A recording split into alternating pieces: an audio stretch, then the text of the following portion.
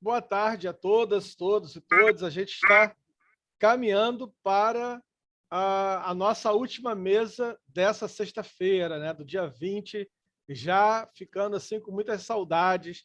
Estou recebendo muito feedback assim, positivo no privado, as pessoas gostando demais dos temas que estão sendo debatidos, né? Está sendo muito gostoso, muito legal. E hoje, nessa última mesa, que vai pensar o patriarcado em tempos de Covid-19, né? O patriarcado em tempos de pandemia, eu convidei dois amigos muito queridos, né? Que é a minha querida amiga, doutora Lucimar Santos, que vai estar trazendo o tema do racismo patriarcal, né? Muito além de um conceito, e o meu queridíssimo amigo Leandro Rodrigues, né? Mestrando em educação, que vai estar falando sobre desigualdade de gênero, né, em tempos de pandemia e isolamento. Antes de apresentar a Lucimar, eu quero abrir essa mesa com a narração de mais um poema. Dessa vez, um poema belíssimo, chamado Subsistir, da querida Zilanda Barreto Paiva. Poema lindíssimo. Quantos sonhos tu tens? Quantos já deixaste morrer? Em quantos tu tens te encontrado? Sempre recomeçando, pior é não viver. Dona de si, mas com medo do mundo, fragmentos do passado, encaixes que procuramos, encontros que não encaixam. É tanta gente e estar só. É tanto só de gente cercada. São teus cis que te amarram. É essa neurose que te mata. Esse é um poema assim, muito bonito, né, da querida amiga Zilanda, que está nesse nosso livro que nós lançamos essa semana, né? A Gaveta dos Poemas Esquecidos, um projeto de poesia colaborativa que surgiu, uma ideia que surgiu nessa pandemia, encontrando na poesia uma forma de resistir a esses tempos que estamos vivendo. Gente, quando eu pensei esse tema do patriarcado, ele surgiu ainda no decorrer da nossa primeira jornada. Nossa primeira jornada, a gente ainda estava no meio da jornada, né? E eu me lembro que a palestra era exatamente dela, da Lucimar, quando ela trazendo esses conselhos, falou assim: olha, Lucimar, essa ideia do patriarcado tem surgido tanto aqui que a gente podia fazer uma jornada só disso. Ela falou: pode fazer e pode me chamar que eu estou dentro. Eu falei: então pronto. Né? E aí a gente não podia fazer esse evento sem chamá-la. Pós-doutora pela Universidade Federal do Rio de Janeiro, né? Lucimar Felisberto, doutora pela Universidade, pela UFBA, mestrado pela UF, né? Graduada em História, membro do GT Emancipação e Pós-Abolição, membro da Rede de Historiadoras Negras e Historiadores Negros, pesquisadora do Laboratório de História das Experiências Religiosas da UFRJ, produtora de conteúdo para o site Afrodiálogos, professora das redes públicas municipais de educação de Duque de Caxias e Guapimirim, né? Autora de um livro junto comigo, Seja Homem, né? Repensando a masculinidade na contemporaneidade, e recentemente, né, eu falei que eu ia falar depois, eu vou falar agora já, e recentemente autora de um outro livro, ela está fresquinho, acabou de lançar, que pensa, que traz exatamente o que ela vai trazer aqui, pensamentos, né, que tenta falar alguma coisa dessa pandemia. Minha querida amiga Lucimar Santos, a mesa é sua. Olá, um salve a todos, todas e todes. É mesmo uma honra aqui estar participando desse debate. Eu confesso que hoje eu me sinto um peixe com os pés dentro d'água, tá, gente? Que no outro congresso, né, porque vocês sabem, essa é uma jornada psicanalista. E quando eu soube que, além de mim, havia mais dois outros historiadores participando da primeira jornada, eu já me senti ambientada, né? E após essa imersão nesse conteúdo psicanalítico, né, freudiano, que eu fui obrigada a submeter para poder conseguir dialogar com o tema proposto, né? O tema proposto foi o racismo patriarcal, mas dentro de uma perspectiva de pensar esse patriarca freudiano, né? e foi muito interessante. É preciso a gente deixar muito claro que é um conceito em construção, né? O racismo patriarcal não é um conceito que já tenha sido sistematizado, mas eu agradeço ao Jaime por essa provocação. Eu acho que a partir de agora, ou melhor, eu acho que, obviamente, como o conhecimento é socialmente construído, o próprio Jaime falou que houve essa referência ao patriarcado em várias falas que falavam sobre a masculinidade, né? Ou melhor, em várias falas que faziam uma crítica ao modelo contemporâneo de masculinidade. É bom fechar isso aí, né? Para ficarmos mais claros. E quando você pensa na possibilidade de pensar o patriarcado nesse conjunto de reflexões, é muito válido pensar ou ressaltar ou pontuar que o que se fala é, sim, de um patriarcado contemporâneo. Mesmo que a gente tenha feito essa referência a esse patriarca da Horda Primeva, né? Eu acho que a maioria das pessoas que tratou do tema sobre a subjetividade masculina e transversou, né? Cortou essa temática com o tema do patriarcado, o patriarcalismo, as pessoas fizeram isso pensando, sobretudo, nesse modelo de patriarcado contemporâneo, que seria um sistema ou uma organização, né? Uma sociedade que remete à ideia de uma sociedade patriarcal. Não a esse patriarcado que seria fundador das sociedades civilizadas, né? A gente está pensando aqui, a maioria de nós que trouxe à tona o patriarcado para dialogar junto com a crise da a crise da masculinidade, ou falar sobre a masculinidade tóxica, ou até mesmo fazer uma apologia à masculinidade, que ainda há espaço para isso, graças a Deus, pensava assim no patriarcado como um sistema de poder, né? E a condição feminina, no meu caso, sobretudo, que pensei o empreendedorismo ou o papel da mulher nesse mundo capitalista enquanto empreendedora, e o que impacta esse empreendedorismo feminino é pensar a condição da mulher na sociedade e passando o impacto da dominação masculina foi imprescindível e acabou levando a temática de pensar no patriarcado, mas no patriarcado contemporâneo que pensa na mulher também como uma propriedade masculina, né? E daí toda a dificuldade para a mulher desempenhar as suas potencialidades plenamente em virtude dessa ideologia, melhor dizendo. A maioria dos estudos feministas tem um certo melindre, né? Tem uma certa preocupação em usar esse termo, justamente porque, de cara, ele remete a esse modelo clássico, né? Que a gente pensa no patriarcado, que é um modelo que chega a ser positivo, né? Existe aspectos positivos quando você pensa na figura do pai, que, de uma certa forma, coloca ordem na sociedade por reivindicar para si a paternidade, né?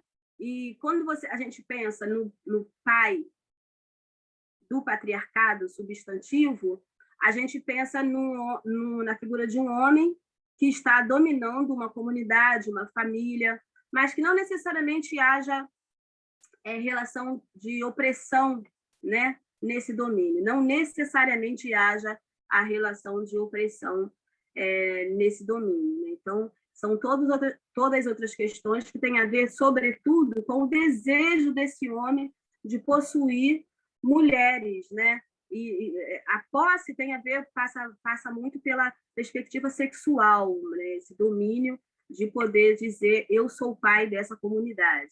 É óbvio que eu também penso que há, sim, essa perspectiva de se dominar essas mulheres, mas não, a princípio, o conceito adjetivado ele não está pensando nessa perspectiva. Já ou melhor, o conceito subjetivado.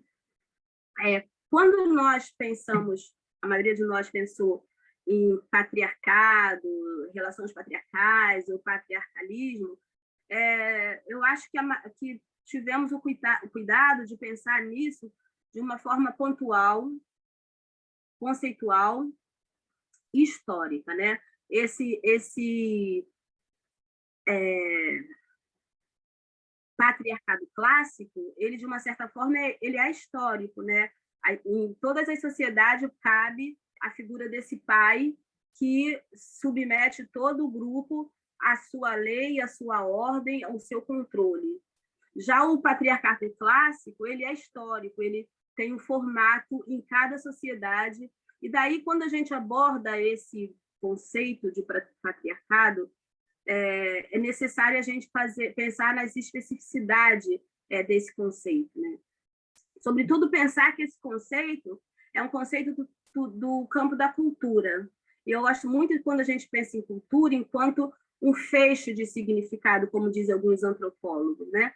E quando você tem um feixe de significado, quando você abre esse feixe, o que pode vir ali dentro são várias coisas, são várias possibilidades, né? Então, o patriarcado contemporâneo, histórico, ele é específico, ele precisa ser delimitado e ele vai dialogar com a cultura de diferentes sociedades, e esse diálogo será de diferentes formas, terá diferente roupagem, e mesmo quando analisado por pessoas diferentes de uma sociedade, né? Então, o que eu estou dizendo é que o conceito de patriarcado, pensando na contemporaneidade, mais do que pensar ele para além de um conceito, ele é flexível, ele pode ser interpretado a depender do olhar do pesquisador, do recorte que o pesquisador faça para a sua pesquisa,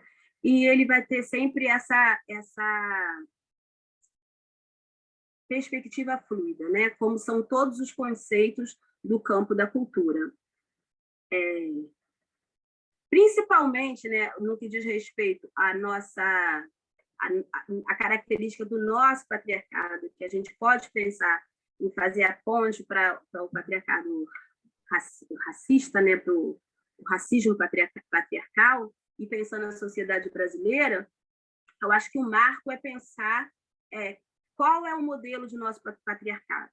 Então, a gente tem assim, um clássico em Gilberto Freire, né, Casa Grande Senzala, eu vou falar no final porque eu trouxe o Gilberto Freire, que pensa esse chefe, esse pai, de uma perspectiva muito mais ampla, né, como aquele que domina toda a sua casa grande e a sua senzala, e esse patriarca é um homem branco, é um homem cristão, e ele não tem nada, ali você não tem mais uma relação de pensar o controle sobre as fêmeas do grupo, não.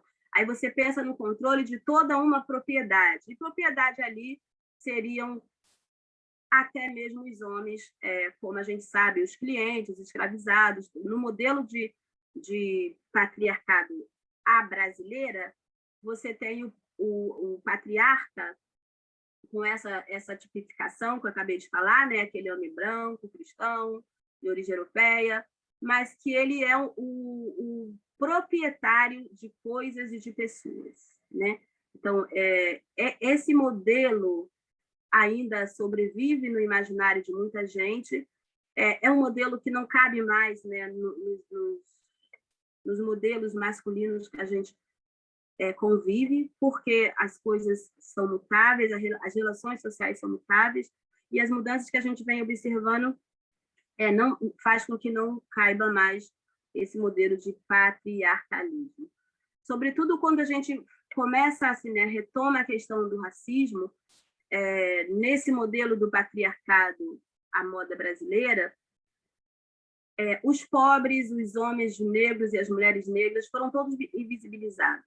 Como foram invisibilizados também outros personagens, como os indígenas, como os não cristãos, né? Porque no poder, a relação de poder que se estabelecia nesse patriarcado brasileiro colocava lá em cima essa figura masculina, que também tinha domínio sobre a sua casa, mas tinha domínio sobre toda a sua propriedade.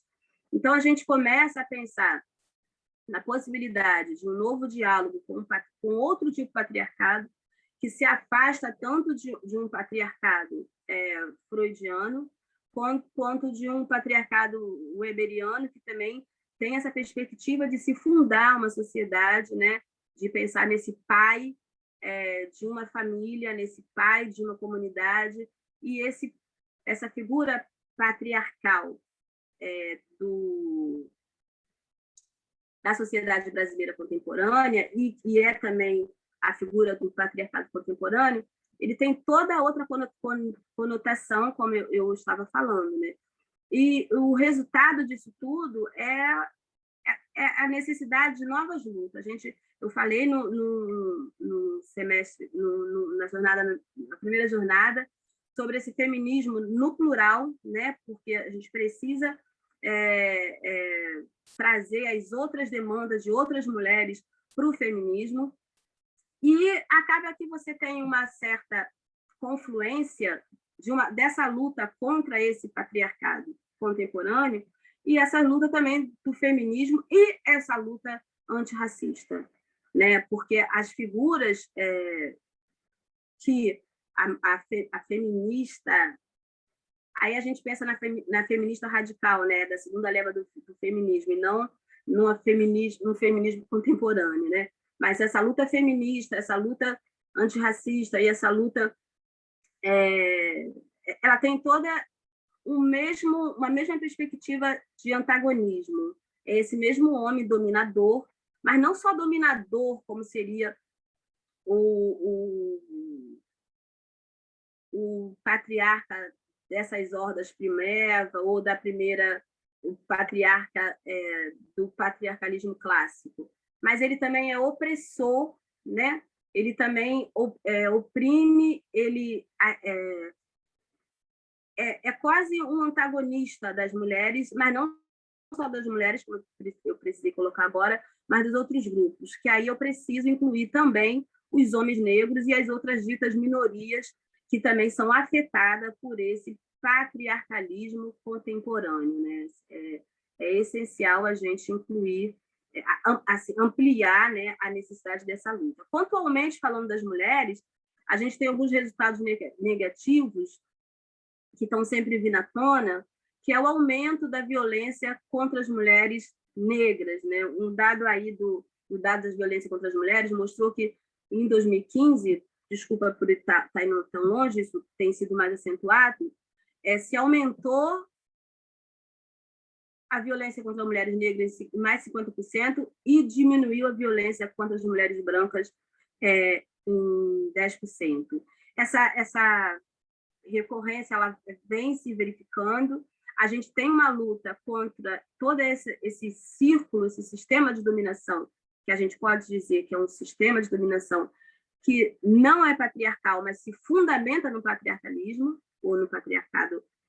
Aí eu vou falar que se fundamenta nos dois modelos de patriarcado, né? O que é mais complexo, né? Porque você tem essa ideologia que pensa no homem enquanto líder de um grupo, líder de sua família, e você tem esse sistema de opressão que tem no homem o protagonismo, né? Então, acaba a gente precisando lidar com essas duas perspectivas.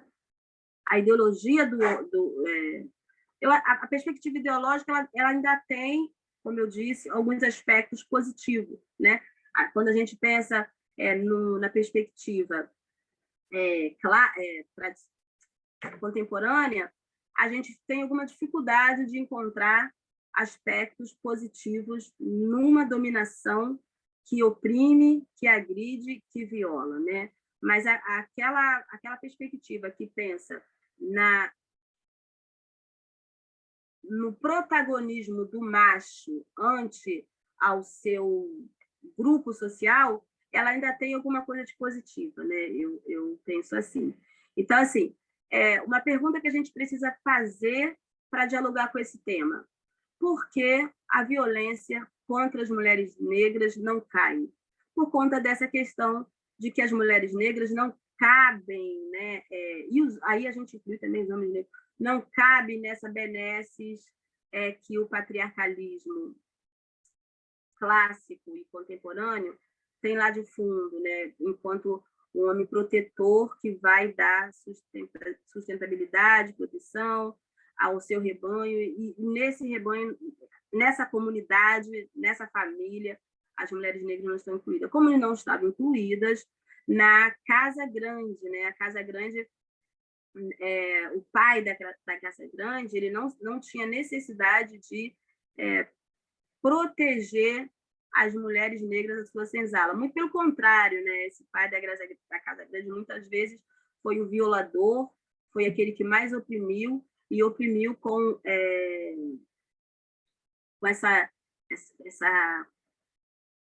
esqueci o nome que eu queria dar, né? Mas com esse requinte psicológico, que privou a mulher negra de algumas relações sociais fundamentais para o desenvolvimento da pessoa plenamente. Então, você tem ainda, eu acredito que as mulheres negras que dialogam com esse tema no divã dos psicanalistas, elas têm muito problema em tentar recuperar a sua plenitude enquanto pessoa, também por conta dessas questões. Por isso que eu acho muito interessante, em um congresso de psicanalistas, fazer esse recorte, né, de pensar o patriarcado ou o racismo patriarcal.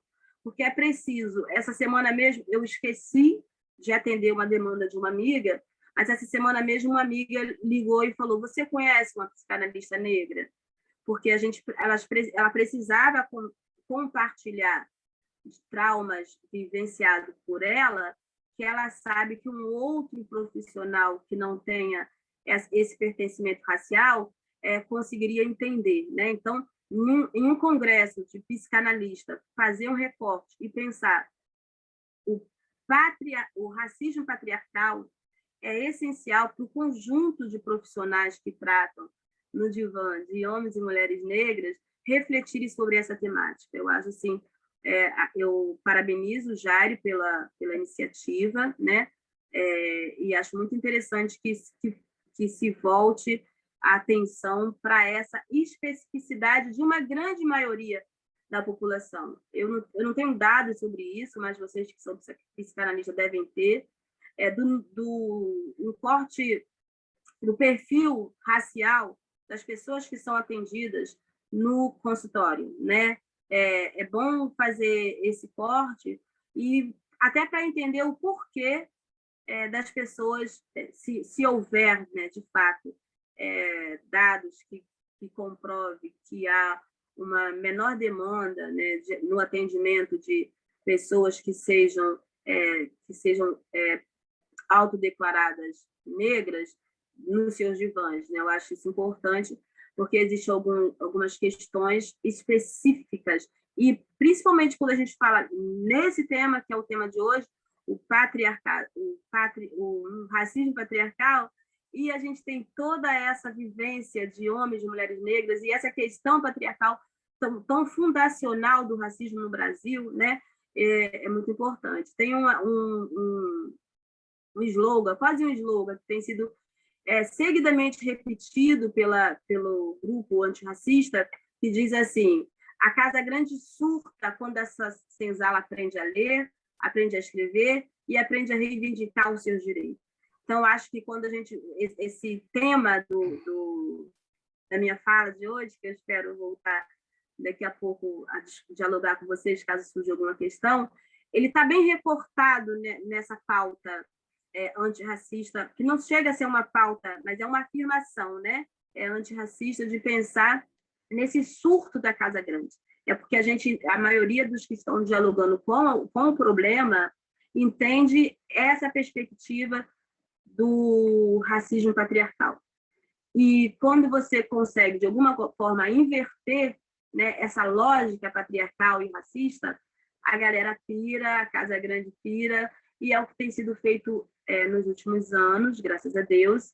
E eu agradeço esse espaço aqui de diálogo, que é a jornada promovida pelo Jairo, por levantar essa temática e para trazer aqui para o público amplo o tema.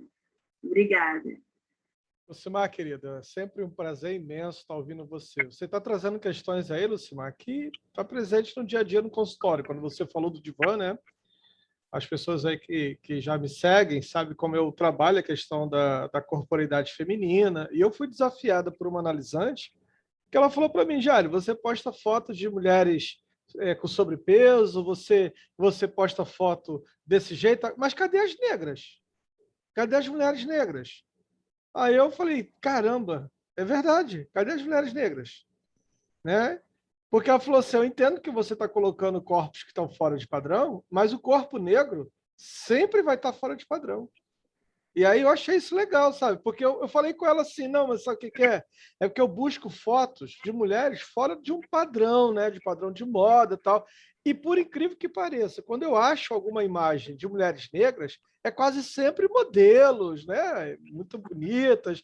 Eu falei, é difícil achar um corpo negro na mídia, né? Nesses sites que disponibilizam essas imagens, um corpo negro fora do padrão. Ela disse assim, Jairo, aí ela me chamou a atenção, Jairo, o corpo negro sempre está fora do padrão. Mesmo magra, mesmo dentro desse, sempre está fora do padrão. Então, eu achei isso legal que você falou, porque a partir daí, dessa fala dela, já faz alguns anos isso, eu comecei a provocar exatamente isso dentro dos consultórios, das palestras, né? E, por incrível que pareça, eu escuto ainda nos consultórios de psicanálise, de psicologia, um certo estranhamento quando alguém fala assim, eu queria fazer análise com uma terapeuta, mas que fosse negra, ou um terapeuta negro. A gente tem, eu, Valdemir, inclusive, nós dois já tivemos vários debates em alguns grupos, porque as pessoas acham isso um esdrúxulo, sabe? A pessoa dizer, eu quero fazer terapia com um psicólogo negro. Ah, mas psicólogo não tem cor. Como não? Né? Como não tem? Claro que tem, né? E quando você falou, Lucimar, você disse assim, talvez eu estou pegando coisa do passado. Não, a gente teve esse problema agora em agosto. Você sabe disso muito bem, porque você é muito antenada nessas histórias, né? Nessas leituras. A história da Adriele e da Suzy, né? A menina que... A garota negra, a mãe negra, que tem o seu bebê retirado no momento em que nasce no Hospital Federal, se não me engano, acho que de Santa Catarina, não me lembro qual foi, a Adriele e a Suzy, né? Que se insere exatamente nesse contexto de opressão, de um racismo patriarcal praticado pelo Estado, né? Não é à toa que a ministra de Direitos Humanos na época da Dilma, a Idélia Salvati, ela já acusava, ela já dizia que o Brasil é patriarcal, é patrimonialista, é racista, é machista, e você tem isso no Estado. Quer dizer, a criança nasce e o Estado retira da mãe. Isso remontou, Lucimar, à época da senzala, né? Quando as mulheres tinham seus filhos e esses filhos eram tomados, arrancados, e os seios dela, cheios de leite, eram romantizadas. Né? E aí você tem essa, né? Você é historiadora, a Mary Del Priori fala isso muito bem, você tem essa leitura muito melhor do que eu. Então eu queria que você falasse um pouco desse racismo, porque enquanto a gente fala do sujeito, mas e o Estado quando pratica isso? E o Estado pratica isso o tempo todo. Então, quando eu falei, desculpa foi a datação dos dados, né? Eu trouxe Sim. Os dados de 2015, mas a gente sabe que existem dados mais recentes que comprovam que as coisas continuam muito complicadas em relação à diferença de opressão quando se trata de um corpo negro, né?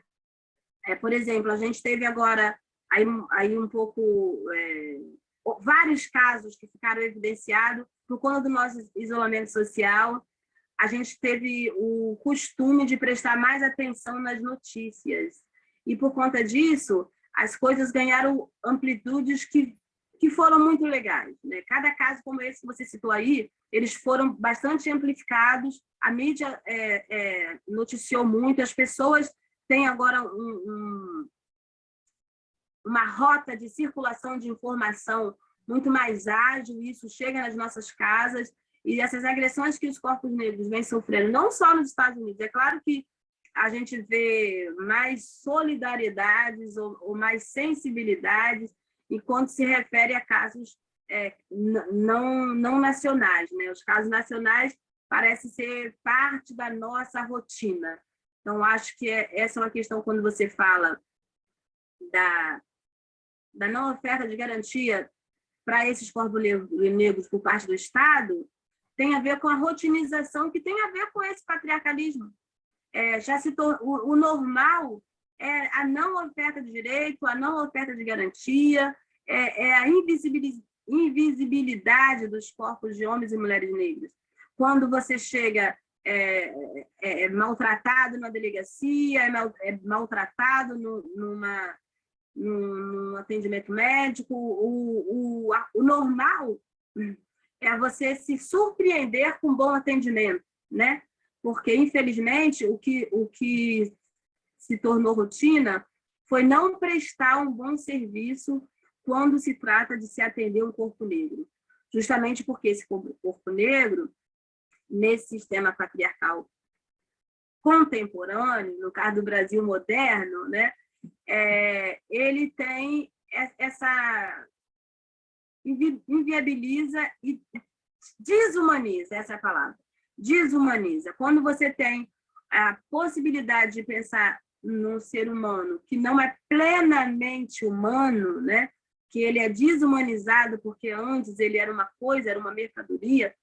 Então, esse processo de se transformar de mercadoria para ser humano, ele deixou um vácuo, né?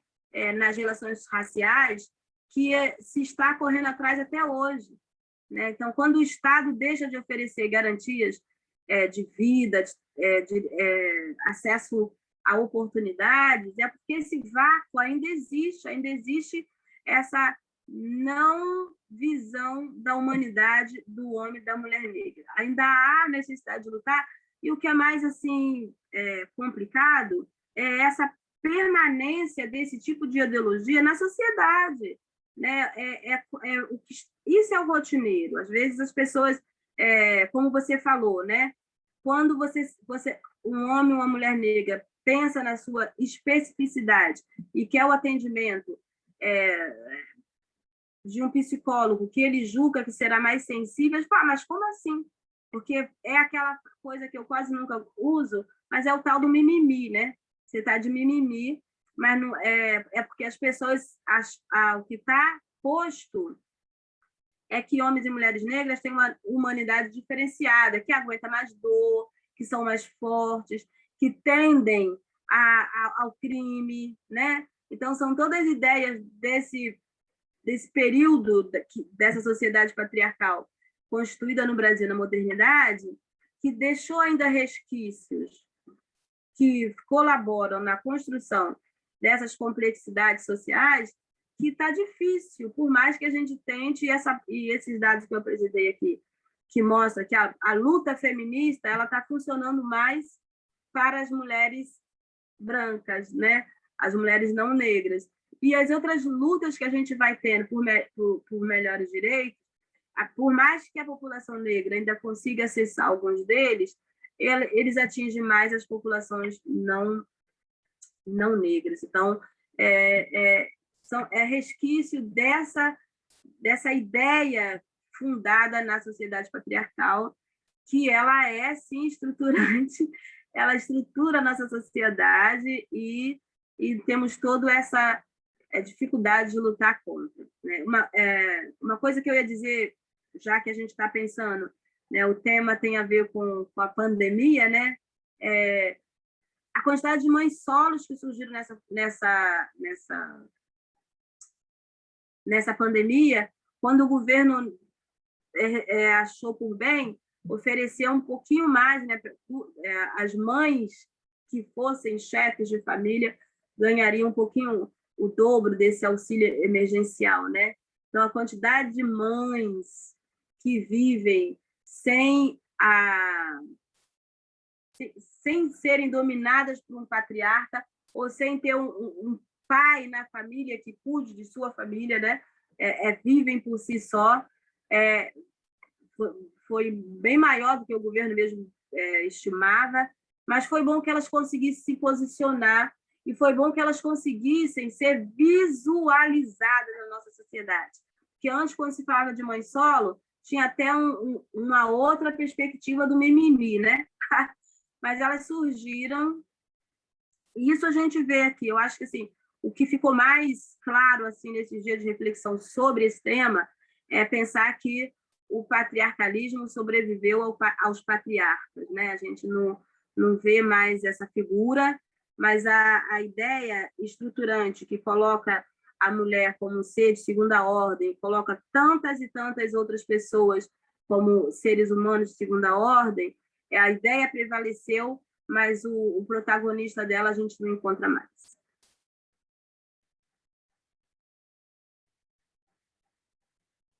Lucimar, querida, muito obrigado pela sua fala. Eu queria aproveitar agora que você está dentro desse tema, né, que você citou aí agora, nas questões pandêmicas, para você falar do seu livro, né? Você acabou de lançar um livro, né, que trata exatamente desse tema. Quando você falou do livro, eu pensei que era o Seja Homem. Só hoje chegou para mim a minha... Chegou o Seja Homem também? Que coisa boa! Mas o livro que a gente lançou agora, no início desse mês, é esse aqui, Perspectiva Epistêmica Pós-Pandemia. É um livro escrito por um grupo de professores que atuam na educação básica, somos 12.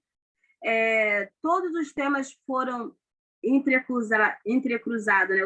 O tema transversal foi a Covid-19, mas aqui se falou de direitos humanos, de legislação, de livro didático, de saúde mental, de violência contra mulheres.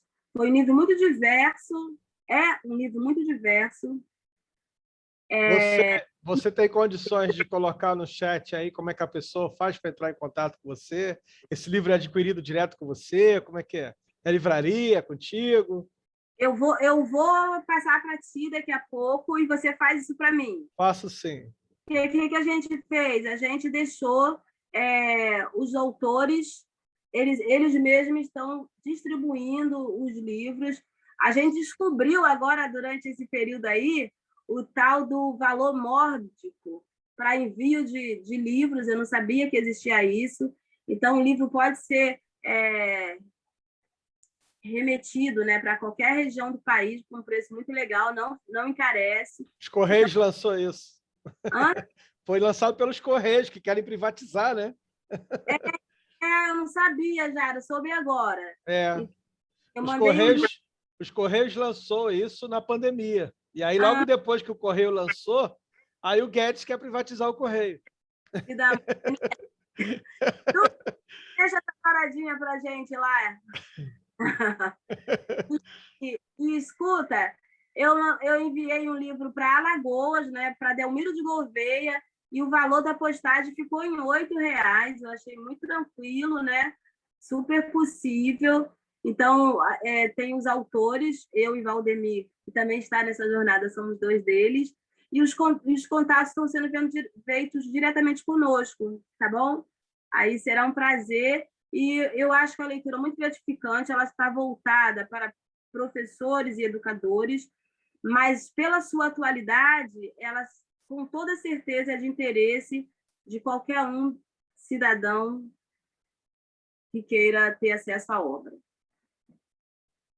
Lucimar, posso colocar seu telefone para quem quiser entrar em contato com você em relação a esse livro? É o WhatsApp, né? Com Isso, certeza. posso? Vou estar disponibilizando aqui, então. Muito obrigado pela sua participação.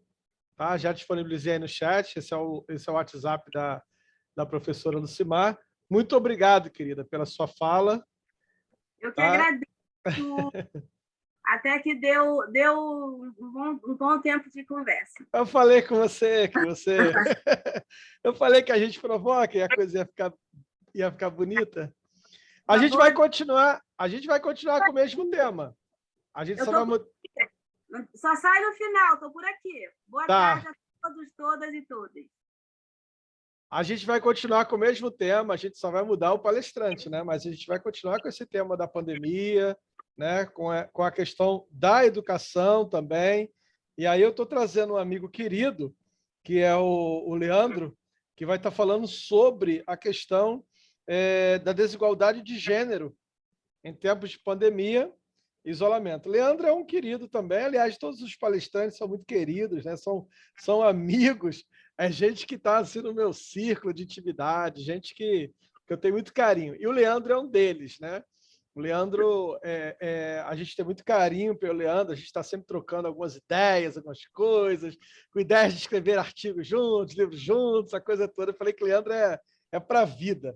É professor da educação básica, né, graduado em letras pela Universidade Federal Rural do Rio de Janeiro, é colunista da revista África e Africanidade, pesquisador no laboratório que eu também faço parte, que é o LeGESEX, né, laboratório de educação, o laboratório de estudos educação, gênero e sexualidades, né? E mestrando também em educação, mais novo mestrando em educação também pela Universidade Federal Rural do Rio de Janeiro. Leandro, querido, é um prazer muito grande ter você aqui conosco. Seja muito bem-vindo e a palavra é sua. Eu que agradeço, Jairo. Boa noite a todos e todas que estão aqui, que vieram nos prestigiar nesse evento maravilhoso. Eu estou conectado, gente, em 2 lugares aqui, tá? Então, falar com vocês aqui é só para eu poder, eu avisei isso ao Jairo no início, para eu poder não ter nenhum problema de conectividade. Muito obrigado, Lucimar, pela sua fala. Me senti assim bastante confortável porque você abriu os trabalhos, abriu os caminhos e, como disse, né, agradeço ao Jairo e todos e a todas que vieram aqui nos prestigiar. Eu pesquiso gêneros, toda a área da educação, e a gente está aqui tentando fazer essa articulação com a psicanálise, né, que o Jairo propôs.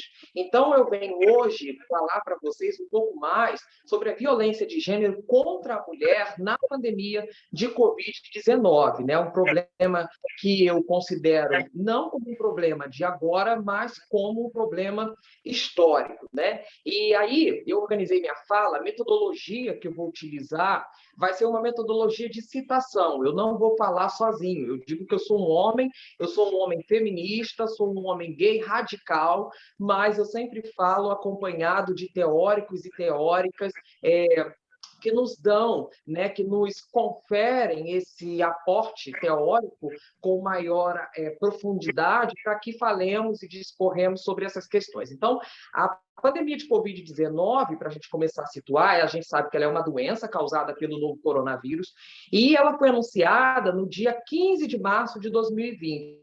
E desde lá, a gente tem percebido uma significativa, ela tem afetado significativamente, podemos dizer assim, né, a vida de milhões de pessoas. E o confinamento social, dentro desse grande contexto, a gente viu aí, né, falar muito no jornal, os médicos aconselhar que o confinamento social ele se tornou a nossa maior medida preventiva contra o contágio do vírus, né? Contra o contágio do novo coronavírus.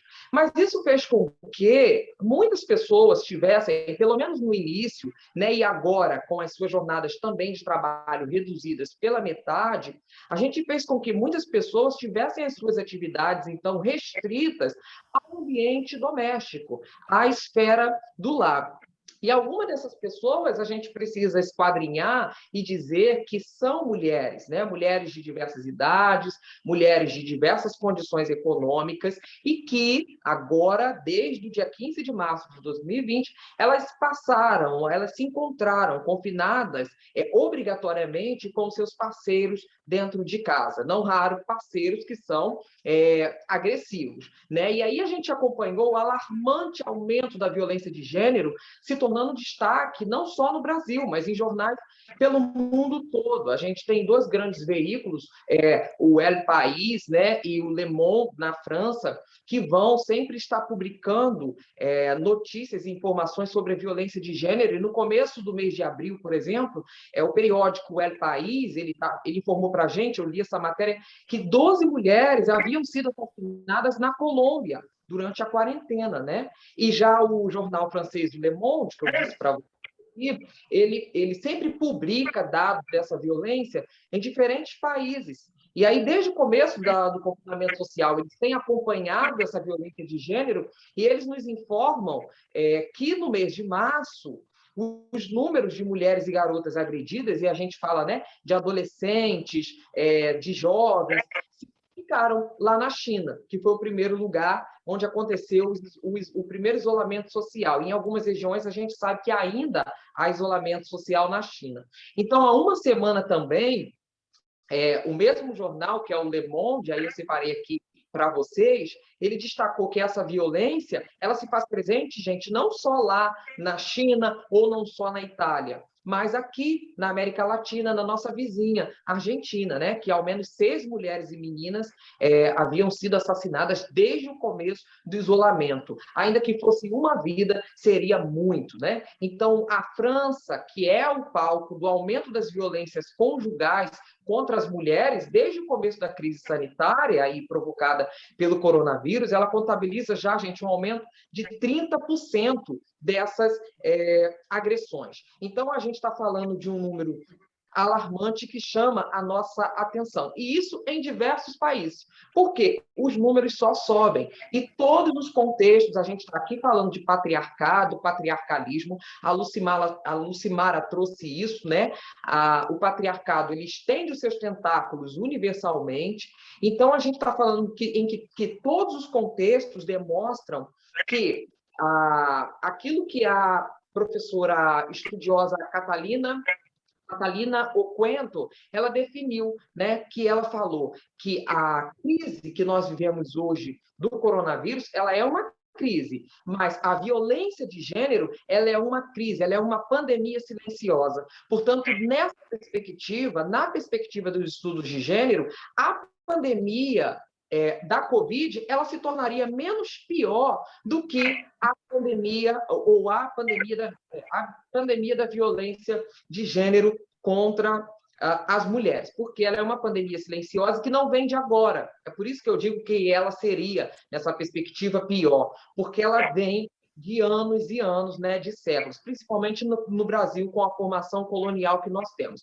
O que é importante para nós é percebermos e termos em mente, ou vislumbrarmos, né, no futuro próximo, que a gente tem uma afirmativa e um futuro também profícuo, no sentido de que quando a gente às vezes diz assim, o Brasil é um país machista, nós somos machistas, né? Isso a gente fala, mas como Paulo Freire diz, né? O mundo não é, o mundo está sendo. Então, isso faz com que nós enxerguemos e pensemos na história como um tempo de probabilidade para a mudança. Então, o Brasil ele não é machista, mas ele está sendo, o que não nos impede de modificarmos essa situação, tá? Então, é importante eu dizer isso, porque eu quero aqui elucidar que os termos usados para nomear essas violências, as violências de gênero, eles são termos importantes, né? Para a gente trazer a conceituação do que realmente acontece na prática, como racismo. Racismo não é bullying, não é preconceito, é racismo.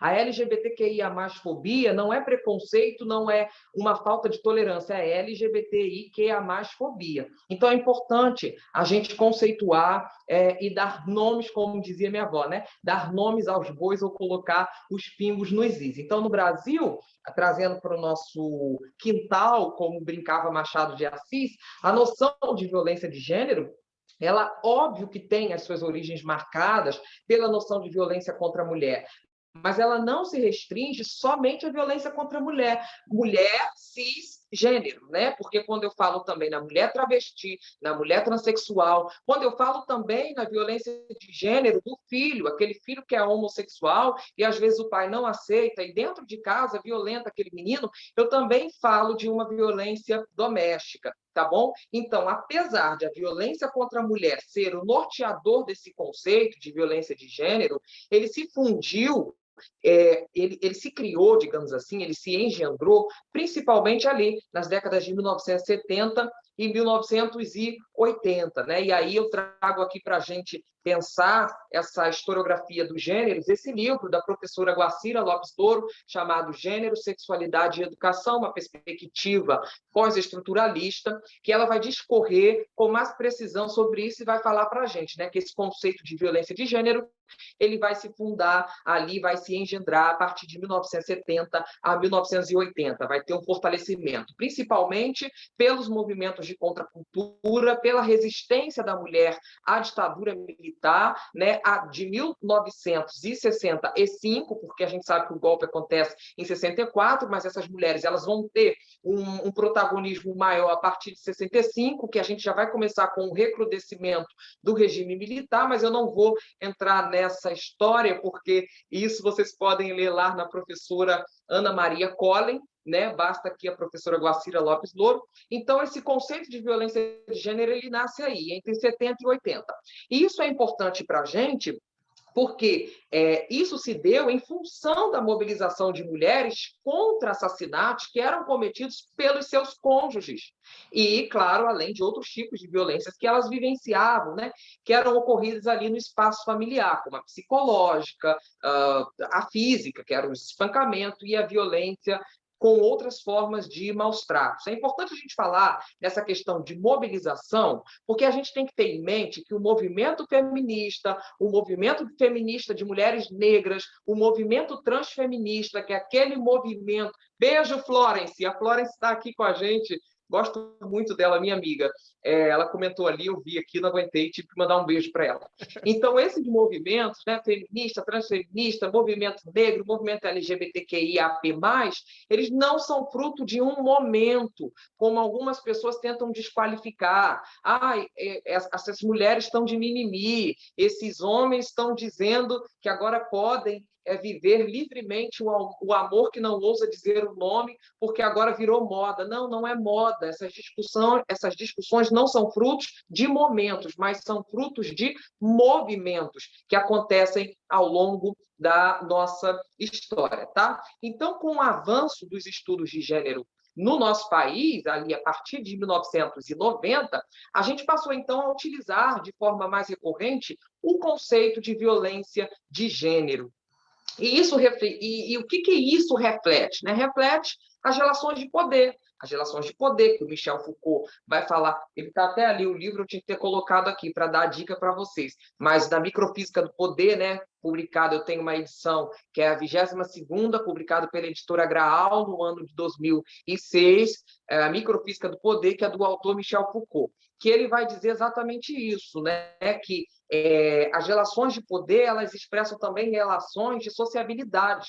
Então, esse conceito de violência de gênero, ele reflete justamente isso, relações de poder, de sociabilidade, que são produzidas, sim, por desigualdades não só de gênero, mas de identidade de gênero, porque antes, no movimento social, falava-se muito em luta pela identidade. Agora a gente precisa falar numa luta pela identificação. Não sou eu que identifico você, embora aquele conceito antropológico seja necessário e urgente para a gente, né? Que seria o conceito de alteridade, como eu me vejo também diante do outro. Mas eu quero trazer aqui a política não de identidade, mas de identificação, tá bom? E aí que pode ser uma identidade decorrente de gênero, étnica, como a nossa amiga Lucimar trouxe, ou uma identidade de classe, se a gente quiser dialogar com Donna Haraway, aqui nesse livro organizado pela professora Heloísa Buarque de Holanda, em 1898, se não me engano, tá? Mas aqui tem um texto das grandes feministas chamado Tendências e Impasses do Feminismo como Crítica da Cultura, e ele é um texto importantíssimo e essencial para a gente entender essas políticas de identificação.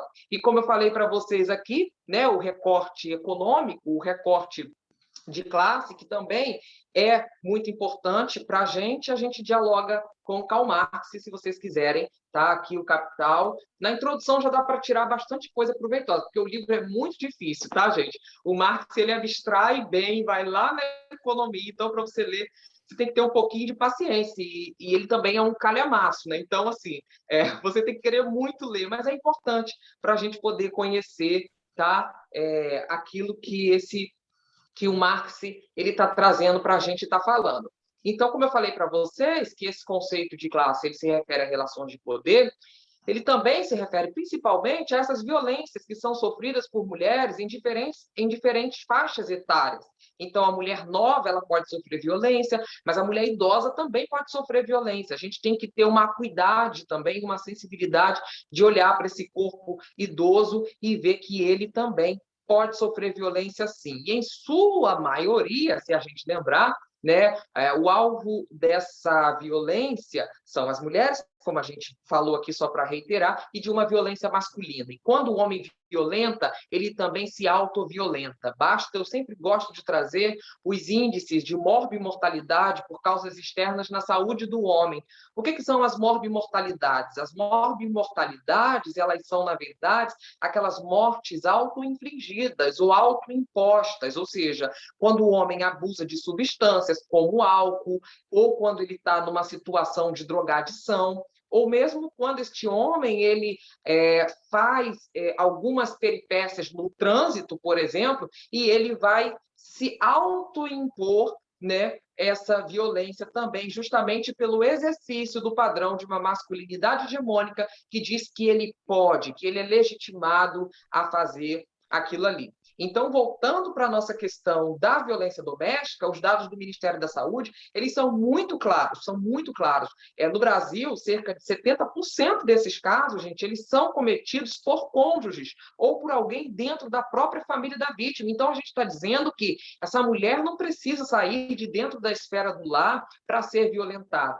Dentro de casa mesmo, ela acaba sendo violentada. Isso faz com que dialoguemos com a nossa própria historiografia, em que as mulheres não precisavam sair da casa grande para ser violentadas, ou que as mulheres negras, como bem faz o recorte étnico que a Lucimar fez, elas não precisam sair no século XIX da senzala para ser abusada, porque esse homem ia até a senzala abusar dessas mulheres. E, de igual forma, continuamos, né? Às vezes, a mulher está dentro da sua casa, sobrecarregada com as tarefas, né? Porque a gente lembra que cuidar de crianças e velhos ainda é, no Brasil, predominantemente uma tarefa imposta às mulheres, e, às vezes, essa mulher acaba sendo vítima de violência dentro de casa. Então, eu já caminhando para o término, tá, Jairo? Senão o Jairo me mata. Esse breve recuo que eu fiz aqui... Fica à vontade, Leandro. Esse breve recuo que eu fiz aqui no tempo, ele nos permite, então, ressaltar que o contexto da pandemia que a gente vive, a pandemia de Covid-19, ele tem intensificado somente a violência de gênero, mas ele não a criou, não é nada novo, né? Isso não foi criado do dia para a noite ou com a crise da Covid, mas isso foi adensado. Então, a gente vê que essa intensificação, em função do isolamento dessas mulheres que se veem confinadas com seus parceiros agressivos e que exercem sobre elas maior controle ali, o controle, às vezes, financeiro, né? E esses homens também munidos pela sensação de maior impunidade, porque dentro de 4 paredes a gente construiu a nossa inteligibilidade acerca das moradias dessa forma, né? Eu poderia aqui discorrer sobre a significação do espaço, como o Alger, o chinês Miku Tuan, né? O Carelli, o Milton Santos, que vão falar para a gente que espaço não é lugar. Espaço podem ser os espaços transitórios, os espaços de trânsito.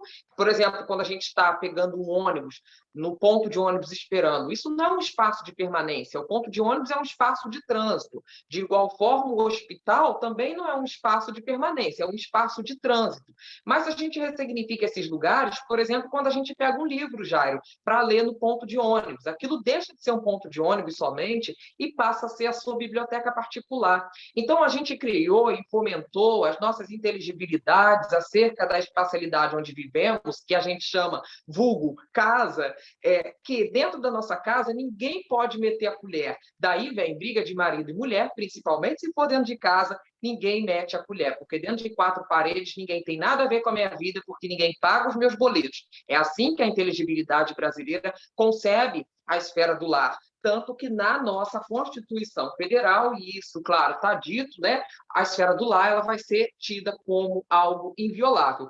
Mas, para a questão da violência doméstica, isso é terrível, gente, porque o homem ele se sente imune, ele se sente com uma força maior para praticar o ato delituoso, porque ele está munido por uma inteligibilidade de impunidade. Tá? Que vem, claro, provocada pelo isolamento. Então, outros fatores também agravam o comportamento desses parceiros que já eram violentos, né? Como eu disse aqui para vocês, que é situação de drogadição, abuso do uso de álcool, a situação também econômica desfavorável, isso é importante a gente dizer.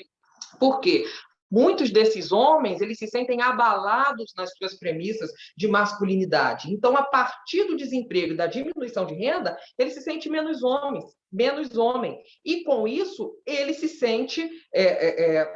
que ele acha, ele se sente encurralado e ele acha que ele precisa, né, mostrar-se, empoderar-se, mostrar que ele é o agente organizador da casa, esvaziar a mulher de sentido e submetê-la a uma violência física e psicológica que esteriliza de si, que esvazia e faz com que ela se torne um sujeito assujeitado, né? Como o texto de agora esqueci, gente, eu não vou falar a autora para não confundir, eu ia falar a Gayatri Spivak, eu acho que o texto é dela, pode o subalterno falar, mas eu estou confundindo aqui com a Chimamanda, que eu li a Chimamanda esses dias, então a Chimamanda Ngozi Adichie entrou na minha cabeça, então não vou falar a autora, tá? Para não errar, mas o nome do texto é esse, pode o subalterno falar? Então, ela vai falar sobre essas questões de subalternidade para a gente. Aí, caminhando para o término, Jairo, eu garanto esses graves problemas, né, que são problemas, sim, de saúde mental, para a vida das mulheres e para a vida desses outros grupos minoritários, né, eles novamente não são novos, como eu disse, porque em 2018, vocês lembram daquela coletiva que o secretário-geral da Organização das Nações Unidas deu, o Antônio Guterres, e ele disse parecido até com o que disse a Catalina, né, que eu trouxe para vocês hoje aqui. Ele disse que a violência contra as mulheres é uma pandemia global, ou seja, a Catalina vai dizer que a violência contra as mulheres ela é uma pandemia silenciosa. Então, mais do que isso, porque essa violência não é um fenômeno agudo, que a gente vai dizer, essa violência é uma violência que ocorre em intervalos de tempos restritos. Não, mas é um problema crônico, de caráter histórico, de caráter estrutural, e que, obviamente, a partir de 2016, ela se adensou, e esses problemas antecedem também, e muito, né, o surgimento do coronavírus, tá bom? É esse o eixo central da minha fala. Então, a gente está assistindo aí a um novo episódio desse fenômeno social e de problema da saúde pública, porque quando a gente fala em relações de gênero, em relações de subalternidade, a gente fala de educação, mas a gente fala de psicanálise, a gente fala de saúde e a gente fala também, Jairo, de produto interno bruto, né? Inclusive, a gente fala de economia, como eu falei para vocês, uma vez que o homem, em decorrência do exercício da masculinidade, se sentir legitimado a praticar determinados atos contra as suas companheiras, as suas parceiras, ou contra si mesmo, por exemplo, a violência no trânsito, Jairo, que desde 1970 só aumenta no Brasil, uma vez que esse homem ele provoca um acidente, e mais de 80%, de acordo com o Departamento de Trânsito, né, Departamento Nacional de Trânsito, mais de 80% desses vão ocorrer com homens, gente, se o acidente for de um patamar menos gravoso, esse homem ele vai ter que se ausentar do trabalho, né? Isso vai gerar um absenteísmo à escola, porque ele vai ter que se afastar para se recuperar. E se o acidente no trânsito for, Jairo, de maneira gravosa ou fatal, ou mesmo que o invalide, esse homem vai causar um verdadeiro desarranjo no cálculo final da Previdência,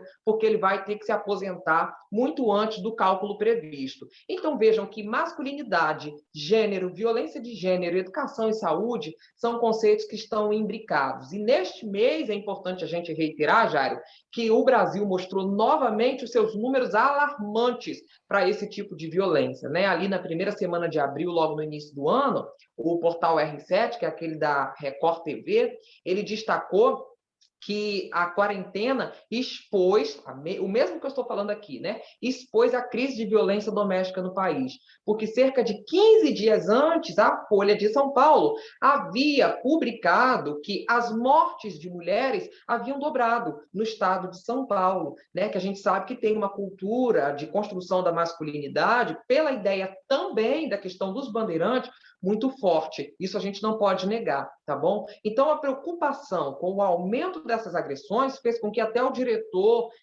alguns meses, o diretor-geral da Organização Mundial da Saúde, o Tedros Adhanom, ele pedisse, no começo do mês passado, que todos os países considerassem os serviços de combate à violência doméstica, né? Considerassem que isso fosse um serviço essencial, que isso fosse um serviço de continuidade, de funcionamento durante a resposta à Covid-19. Isso é importante a gente dizer, porque a professora Flávia Piovesan, e eu trouxe ela aqui, peraí, deixa eu me organizar, que minha mesa está uma bagunça, mas aqui, olha, a professora Flávia Piovesan, nesse livro aqui, chamado Direitos Humanos e o Direito Constitucional Internacional, ela vai dizer para a gente, Jairo, algo que é muito interessante, que está sendo colocado muito em xeque na atual conjuntura política, principalmente desde 2016, porque a gente tinha ali de 2003 a 2007, quando a gente tinha um governo Lula, né, o plano plurianual para o desenvolvimento do país. E esse plano foi aquele que instituiu o combate à violência de gênero contra, né, o combate à violência contra a mulher, e também criou o programa Brasil Sem Homofobia. Então, a partir de 2003, o governo Lula ele começa a fazer todo um plano para combater essas violências articulados com, como eu mostrei aqui para vocês, com a Constituição Federal e com o direito constitucional internacional, que seria, na verdade, a Declaração Universal dos Direitos Humanos, que é regulada, né, pelo direito constitucional internacional. Por que eu estou dizendo isso? Porque esses mecanismos de combate à violência são importantes, porque eles fazem parte e estão expostos e descritos na Declaração Universal dos Direitos Humanos. E a gente tem agora uma conjuntura política em que o presidente da República diz que é democrático, diz que segue a Constituição, vou usar palavras dele, né? Diz que joga dentro das 4 linhas da Constituição, mas ataca a Declaração Universal dos Direitos Humanos, uma vez que a declaração, quando o Brasil ratificou o compromisso com ela, a própria Constituição Federal vai dizer, a partir do artigo 2º, que quando o Brasil ele acorda com outros países um determinado acordo ou uma determinada declaração, essa declaração não está mais no plano internacional, ela não ameaça mais a soberania de um país. Por quê? Porque agora a Constituição, o direito nacional, ou seja, o direito do Estado, o nosso direito interno, ele acaba incorporando como uma cláusula pétrea, né? Isso que está dito na Declaração Universal dos Direitos Humanos. Então, quando você ataca a declaração, você ataca a Constituição Federal. Então, não há sentido em dizer que se é constitucional ou que se é democrático, atacando a Declaração Universal dos Direitos Humanos e, consequentemente, atacando os direitos das mulheres, das pessoas pretas e dos LGBTQI a mais. Tá bom? Então, gente, eu vou Leandro, terminar agora. Eu coloquei o livro aí da professora que você citou, é a Gayatri Chakravorty mesmo, Pode o Subalterno Falar. Estou disponibilizando aqui no grupo para o pessoal o livro. Isso, obrigado, Jairo. Muito obrigado, tá? Então eu vou terminar aqui, tá? Dizendo que os assassinatos, gente, de mulheres, eles têm nome. E ele se chama feminicídio, tá? Os assassinatos têm nome, ele se chama feminicídio. E ele é a última fase e a fase mais cruel das múltiplas encarnações da violência contra as mulheres, tá bom? A gente, na Itália, eu fiquei muito chocado com o caso que aconteceu. Não sei se vocês acompanharam. Eu estou vendo ali a Maria Rocha me vendo, o Jairo, a Lucimar, que são as pessoas que estão aqui na minha tela, né? Mas eu não sei se vocês ou outras pessoas que estão aqui acompanharam.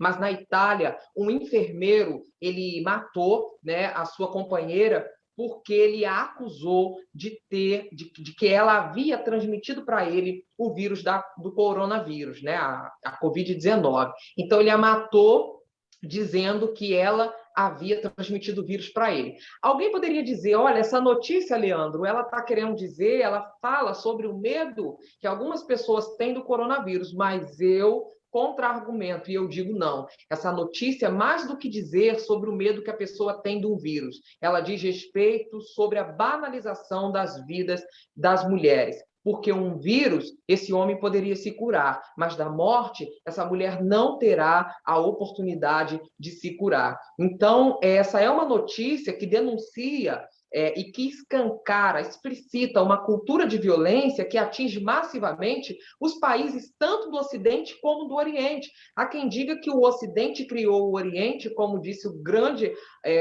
Eduardo Said, né, no livro chamado Orientalismo, mas o Ocidente e o Oriente, em termos de patriarcalismo, eles têm muito em comum, né? Claro que no Ocidente, em alguns lugares em menos escala e no Oriente em maiores escala, mas tem muito em comum, né? E isso certamente é somado a outras formas de vulnerabilidade que são vivenciadas por essas vítimas. Então, a gente lembra sempre que o Brasil ocupa o 5º lugar. Gente, o 5º lugar no ranking de violência contra as mulheres. Você imagina, você pega o mundo e você tem o Brasil no 5º lugar de violência contra as mulheres. Então, isso é muito sério, né? E uma mulher é assassinada a cada 2 horas. Então, no período em que nós estamos aqui, muito provavelmente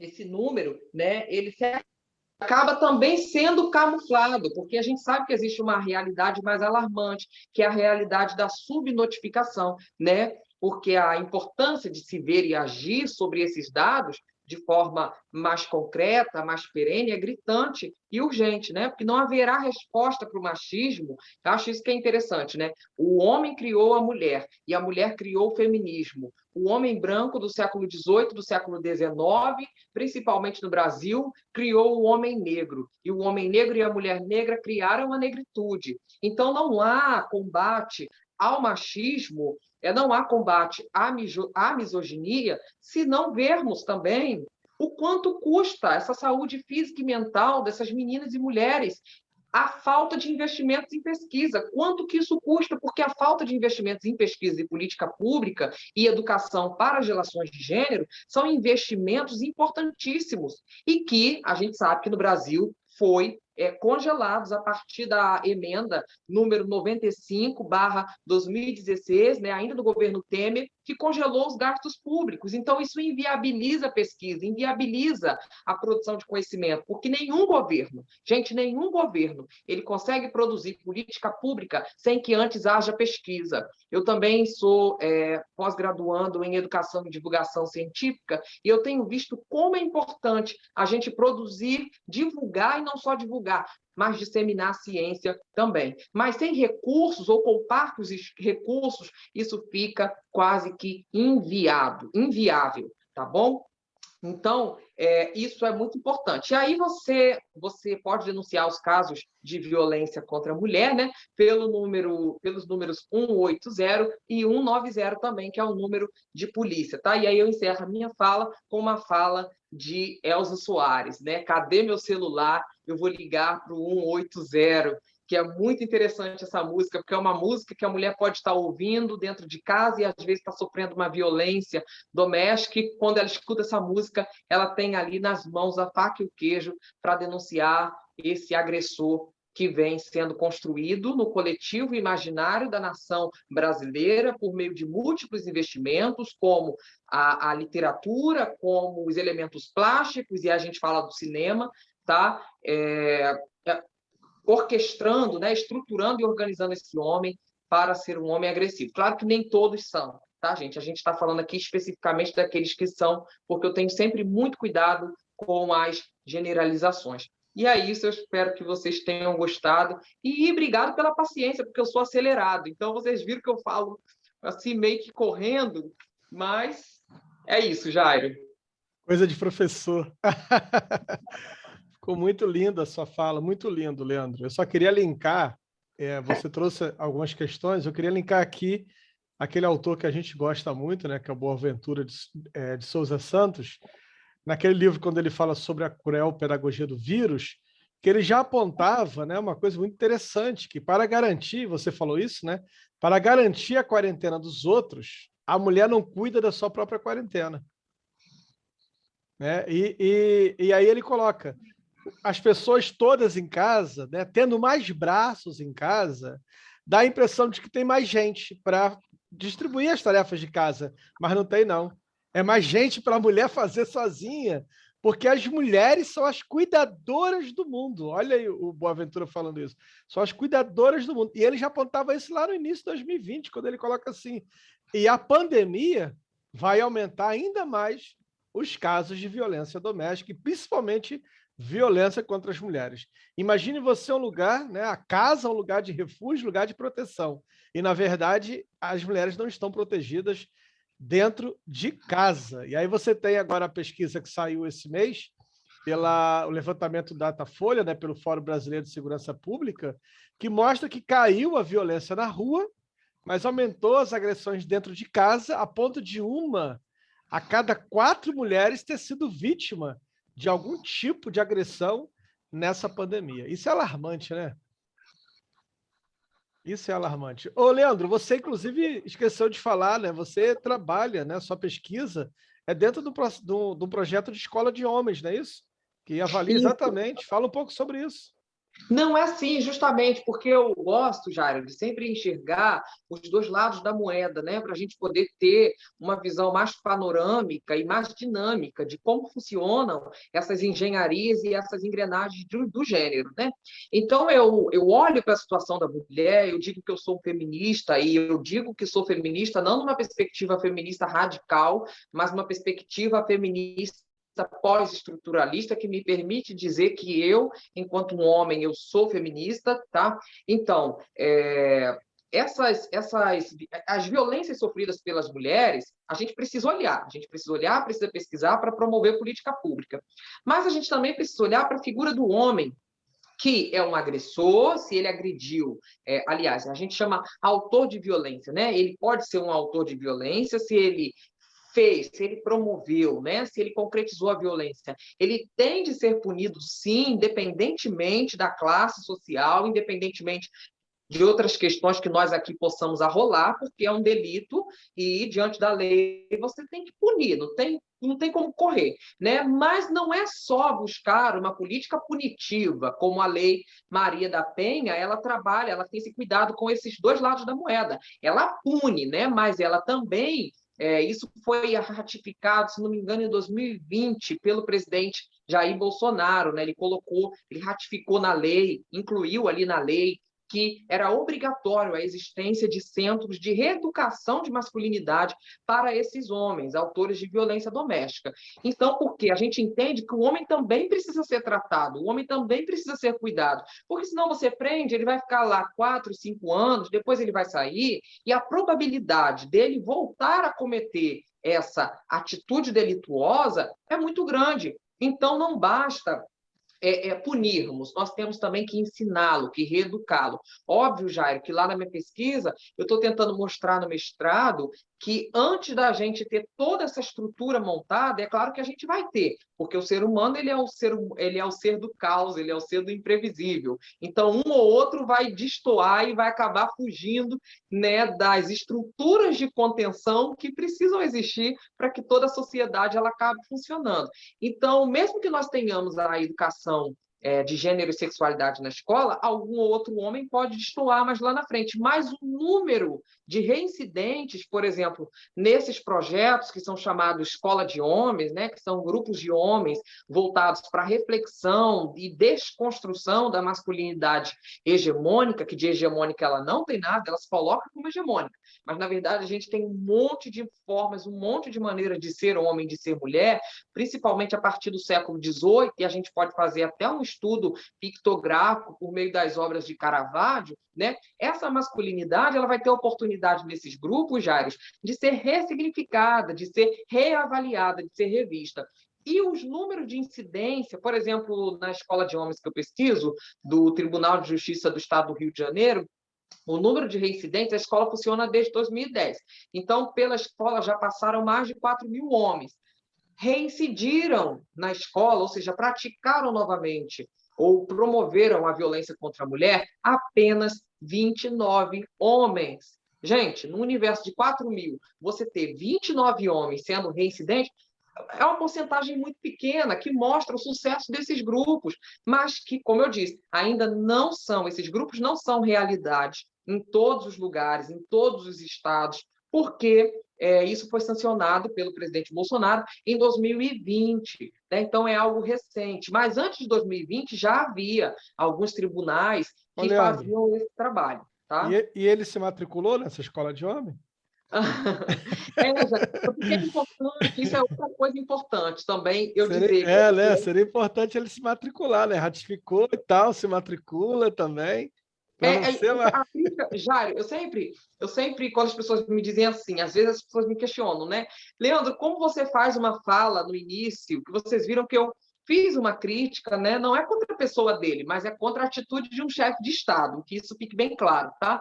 Então, eu fiz a crítica à pessoa dele, mas eu também trago, quando a pessoa certa, a gente tem que trazer, temos que ser justos, né? Não podemos ser, digamos, vigaristas intelectuais, de só falar aquilo que nos agrada. Então, eu trouxe. Mas é interessante, Jairo, isso, porque, às vezes, há uma diferenciação no modelo de visão do que é violência. Às vezes, você pensa que falar, dizer que promover uma piada em que você vai dizer que a mulher loira é uma mulher burra, ou que você vai dizer que a mulher negra ela é muito boa para você ter os seus intercursos sexuais, ou que você vai dizer outros impropérios mais acerca da figura da mulher, e você acha que isso não é violência, porque violência na cabeça de muita gente é quando você bate, é quando você parte por tudo ou nada. Então, talvez seja isso, né? Talvez o presidente pense que algumas falas dele não sejam violência, né? Ou não promovam a violência. É nesse sentido. Gente, a mesa está aberta, tá? Perguntas, tanto para o Leandro, voltado para o Leandro, quanto voltado aí para a Lucimar. Fiquem à vontade para perguntar. O Leandro é uma enciclopédia, vocês viram, né? Leandro cita autor, livro, data, página, editora. Leandro é enciclopédia, então aproveita e suga. Lucimar é outra enciclopédia. Cabeça de peixe, para lembrar. Lucimar é outra enciclopédia ambulante, então aproveita. Ô, Lucimar, você coordena uma revista, né? O Leandro também. Leandro coordena a revista, se não me engano, Africanidades. É isso, Leandro? Isso, sou do conselho editorial da revista, estou lá, né, como parecerista e colunista também do mesmo periódico, e tem um espaço lá que eu convido vocês a olharem, né, que é sobre mulheres travestis e transexuais, pretas, negras, no Brasil. Então, eu me dedico a fazer um trabalho ali historiográfico de recuperação acerca dessas identidades. E a Lucimar é Afrodiálogos, não é isso? Tá desligado teu microfone, Lucimar. Tá desligado. Ligou? Pronto. A Afrodiálogos não chega a ser uma revista, né? É um portal, ou melhor, uma plataforma digital composta pelo Instagram, o Facebook e um blog. E a gente tem perspectiva de pensamento antirracista e produzimos conteúdo com esse sentido. Ela já se transformar em algo parecido com uma revista. A gente já está caminhando para isso, para que a gente possa, de alguma forma, atuar com mais força aí nesse mundo aí, né? O mundo remoto é muito fluido, né? As coisas ficam muito soltas. Aí, para amarrar um pouco o conteúdo que a gente vem produzindo, a gente vai passar assim para uma coisa física, sair desse mundo remoto. É o futuro da Afrodiálogos. Marilé levantou a mão. Marilé, para quem? Para quem você vai dirigir a sua pergunta, seu questionamento? Era uma reflexão, porque assim, a violência contra a mulher é a área em que eu atuo, né? Aqui em Cabo Frio, o Centro de Referência de Atendimento à Mulher, ele foi criado pela força do movimento social. E é um diferencial que eu acho muito importante, a nível do Brasil mesmo. E, nesse momento, uma companheira do nosso grupo é que está assumindo a superintendência dos direitos da mulher. E a luta agora é para ampliação dessa casa, porque Cabo Frio é muito grande e tem 2 distritos, e num deles não tem quase assistência nenhuma para as mulheres. E nessa ampliação vai ser criado um serviço de atendimento para os homens. Então, me reportando um pouco à última fala do Leandro, acho que a gente só tem que tomar cuidado assim, com algumas terminologias, né? Primeiro, é importante que a gente entenda por que esse nome feminicídio aparece. Por que não é femicídio, e sim feminicídio? Ele falou um pouco também sobre a questão da influência e das consequências da pandemia para a mulher. Nós já vivíamos, principalmente a partir de 2015, a gente tem vivido assim, uma desconstrução das nossas políticas públicas, né? Uma perda dos direitos adquiridos com tanto sacrifício pelo povo brasileiro, e a gente já vinha numa desgraceira só. com a pandemia, a gente está experienciando, assim, eu acho que uma prova de fogo, porque a gente está convivendo com 2 vírus, né? Que é o governo e o Covid-19. Sempre que acontece crises, quem sofre mais é a mulher. E, além de mulher, quem sofre mais são as mulheres negras. E é importante a Lucimar estar trazendo a discussão que ela traz também, porque eu me vi assim, é um depoimento, né? Desde pequena, como eu já falei aí, desde pequenininha eu escolhia bonecas negras. Já tinha uma identificação com a não discriminação. Mas eu fui me percebendo que isso não é suficiente, só se colocar contra. E aí eu venho lendo um pouco mais sobre a questão e tenho percebido, e aí com a pandemia mais acentuadamente ainda, a questão do sofrimento, da solidão das mulheres negras. Para além de todas as outras questões, a solidão de ser mulher negra, a questão dos afetos, a questão da discriminação. E com a pandemia, tudo se acelerou, tudo se potencializou.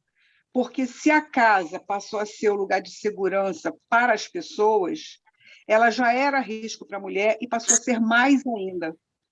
E é uma preocupação a gente ver que a gente está falando muito da dificuldade de conter o vírus, de conter o crescimento da pandemia e de acabar com a pandemia, por conta de toda uma circunstância conjuntural e de governo, principalmente, mas a gente não tem falado muito sobre tudo que a gente já tinha de problema e que só se acentuou. É como se os outros problemas não existissem mais, e eles continuam presentes. E aí o Jairo falou uma coisa muito importante, que é um tema fundamental para hoje, que eu acho que seria, que representa uma outra revolução do feminismo, é discutir a divisão sexual do trabalho. Porque realmente o número de pessoas dentro de casa aumentou, mas aumentou a tarefa para a mulher também. Porque se antes, há 1 ano e meio, não havia uma compreensão ainda dessa importância de divisão do trabalho doméstico, familiar, como obrigação de todas as pessoas que moram na casa, seja em qual faixa etária for que esteja, isso não desapareceu porque a pandemia surgiu. Então, para além da sobrecarga de trabalho, do home office que tem sido ganhos e perdas, de você não ter mais expediente de trabalho fechado, está muito mais difícil administrar o tempo, está muito mais difícil para a mulher também. E as estatísticas, é só uma coisa assim para chamar a atenção do que o Leandro disse, é que é impossível fazer política pública sem estatística, sem pesquisa. Eu diria que é muito difícil, mas não é impossível, porque o movimento de mulheres na rua é que fez com que o governo assumisse as políticas públicas mesmo sem pesquisa. Porque até hoje é muito difícil levantar números, porque os números de violência registrados, por exemplo, no ML, que é a nossa experiência aqui, ele não distingue um olho roxo de uma queda de bicicleta ou de um soco do companheiro, porque não tem essa distinção da questão do gênero, da questão da violência doméstica no IML, aqui. Então, a gente batalhou muito em cima de dados soltos, de estatísticas soltas, e que são sempre ponta de um iceberg. A violência contra a mulher que aparece nos números, ela é 10 vezes maior. Então, a gente tem que assim, relativizar. A questão da violência doméstica é muito particular, é muito complexa. Ela merece um olhar muito diferenciado, porque foge às regras. Ela está relacionada aos afetos, está relacionada às relações sociais em toda a teia social. Então, é uma temática muito complexa e de difícil compreensão, embora pareça, à primeira vista, de muito fácil compreensão. Até no momento do julgamento. Mas por que esta mulher vive com este homem que a agride? Por que uma mulher leva 10 anos para fazer uma primeira denúncia? Tudo isso não é da natureza. Tudo isso é uma construção social. É um tema, é um fenômeno, a violência contra a mulher, de importância enorme e de responsabilidade de toda a sociedade, de homens e mulheres de todas as cores. Então, é muito importante que a gente diferencie o que é homicídio de femicídio e de feminicídio. O femicídio é a morte de mulheres, homicídio é a morte de homens. Mas o feminicídio é pelo fato de ter sido assassinada pela condição de ser mulher. Para mim, isso é, assim, um corpo, é uma estrutura dorsal para a gente definir como que as relações sociais se dão no nosso país e no mundo. E então, assim, essa temática de hoje eu acho fundamental, todas elas, né? Mas essa temática da pandemia, que a gente precisa pensar muito de como que a gente está vivendo no silêncio da invisibilização, da invisibilidade da violência contra a mulher durante a pandemia. A gente aqui na cidade tem uma dificuldade enorme de atendimento na DEAN, na pandemia principalmente. Então, como é que essa mulher vai chegar lá? O número de registros na DEAN diminuíram, mas a gente está vendo o número dos feminicídios. E realmente, como o Leandro falou, é a ponta final da desgraça total, que é a morte, onde já não tem mais jeito. Eu vou parar um pouquinho, porque senão eu vou falar muito. E assim, porque é um tema que me mobiliza muito, porque, diferente de outros, né?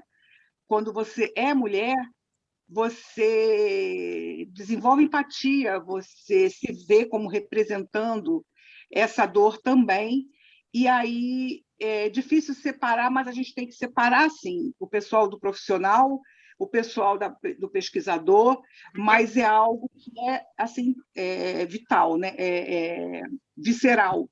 Então, está terminando hoje, né, Jair? Amanhã tem mais, mas eu também já estou ficando no estágio finito, porque tem sido muito gratificante, muito bom.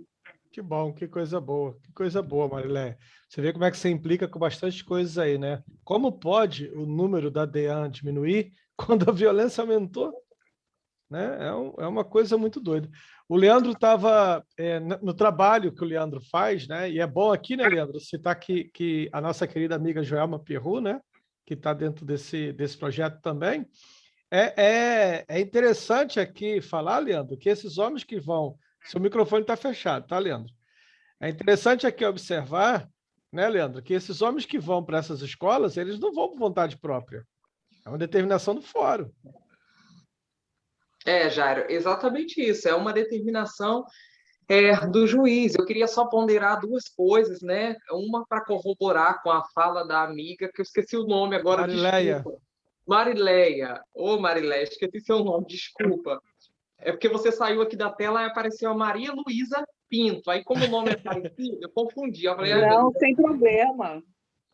Marileia, a amiga Marileia, que ela traz dois pontos muito importantes, né? O primeiro, que é que ela diz que o surgimento dessas políticas lá onde ela atua, né, foi fruto dos movimentos sociais. Então, isso é muito importante para a gente pensar, porque os movimentos históricos, né, ele nunca é fruto, a historiografia nos prova isso, de uma entidade somente, né, mas ele é fruto de uma coletividade. Pode ter, sim, a proeminência ou o protagonismo de uma identidade, mas a gente sabe que existe toda uma estrutura por trás organizando aquele movimento histórico. A gente viu isso na Segunda Guerra Mundial, a gente viu isso nos regimes fascistas, né? No regime fascista de Benito Mussolini, no regime nazista de Adolf Hitler, vimos também na ditadura de Pinochet e vimos isso também no próprio expansionismo promovido por Napoleão Bonaparte no século XIX, no início do século XIX. Tá? Então, esse é um ponto importante que a amiga traz. E a questão que eu acho que houve um ruído, talvez, na minha fala, né? A maneira de se expressar, que a amiga questiona, né? E ela traz a questão da possibilidade de se fazer políticas públicas sem pesquisa. E quando eu falo pesquisa, eu não me refiro somente à pesquisa acadêmica, eu me refiro também àquelas pesquisas que são engendradas e que são concebidas dentro das ONGs, dentro daquela daquele espaço de atuação, talvez de uma associação de moradores que faz o mínimo levantamento de dados, e como na minha fala eu bem aclarei, né, que existem as subnotificações, mas a gente só consegue partir para um plano macropolítico, né? Ou seja, saindo das nossas esferas, a partir do momento que a gente tem um mínimo de levantamentos, que, como eu digo, não precisa ser feito por um pesquisador acadêmico, mas pode ser feito pelas mulheres que estão na região, porque toda lei ela surge mediante audiências públicas, que são feitas nas casas legislativas, como as câmeras, né, ou o próprio Congresso Nacional. E vejam como você vai dizer para os deputados, ou vereadores, ou senadores, vai dizer, olha, nós somos mulheres e nós sofremos violências de gênero. E eles vão dizer, prove-me. Como que você prova? E veja, às vezes, as mulheres provando, como elas provam, né, com seus dados, esses dados que às vezes são colhidos na comunidade, como a amiga falou, né, que essas políticas surgiram pelo movimento social, às vezes esses dados, mesmo mostrando esses dados, tem gente que não acredita. Né? Tem gente que não acredita, diz que é mimimi, diz que é vitimismo, principalmente o que tange as mulheres pretas. Né? Então, isso é importante. E aí, nesses espaços de pesquisa locais, a gente pode desenvolver várias pesquisas, umas muito parecidas com as que são desenvolvidas na academia, e a gente vai falar de uma abordagem qualitativa, quantitativa, e a gente também pode desenvolver, ou mesmo a pesquisação, e o que é mais comum nesses movimentos sociais, que seriam, que eu também faço parte de um movimento social, né, que seria a pesquisa militante, que não é fazer militância com pesquisa, mas é partir de um pressuposto militante para pesquisar. Então, seria esses esclarecimentos que eu queria postular aqui. Muito obrigado. Silmar, querida, você deseja falar? Quero. Eu queria...